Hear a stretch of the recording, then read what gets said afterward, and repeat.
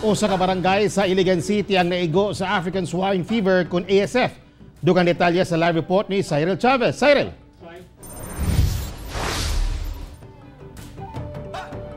Department of Agriculture Region 10 gilayong nagmando sa hugot nga pagbantay aron mapugngan ang pagkaylap sa mong sakit sa ubang lugar. Gikumpirma sa Department of Agriculture Region 10 nga naigo sa African Swine Fever kun ASF ang barangay Pugaan, Iligan City. Kinihuman nga migawas na ang resulta sa test nga ilang gihimo tungod sa sagunson nga pagkamatay ug pagkasakit sa mga baboy sa lugar. Sigon sa DA nga miabot na sa 899 ka mga baboy ang nakaling ug ana na sa 184 ka mga backyard farmers ang apektado.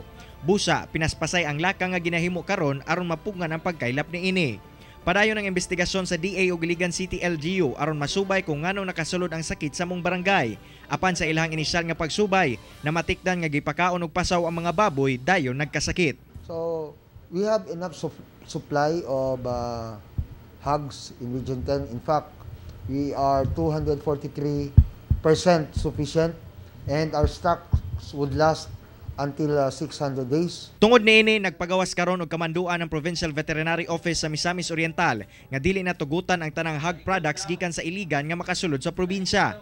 Gipahugtan sab karon sa City Veterinary Office sa Cagayan de Oro ang pagbantay sa mga checkpoint kung asa hugot nga ginasuta ang mga papeles ug mga produkto aron dili makasulod ng ASF sa syudad. Gawas niini nagmuntar na sab og dugang checkpoint sa lagyong mga barangay sa syudad sama sa Barangay Bisigan, Tumpagon ug Tignapuluan, sanglit duol kini sa Barangay Pugaan sa Iligan City nga naigo sa ASF. Campaign kani pag IEC kabahin ani pagpakaon og pasaw, swill feeding. So mo na ang ilang atong una ginatong pagkabuhaton og angay masayod pud tanan kadi na sila mabalaka, no? There's nothing to panic, no? Everything is under control.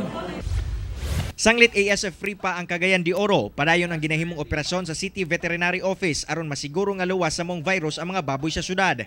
Gani sa milabay nga operasyon, nakakumpiska sila og 41 ka packs sa pork siomai ug ubang pang pork products nga nasayrang walay igong papeles. Moabot sab ngadto sa 518 ka packs sa pork chicharon gikan Davao Region kansang pipila ka lugar dunay ASF.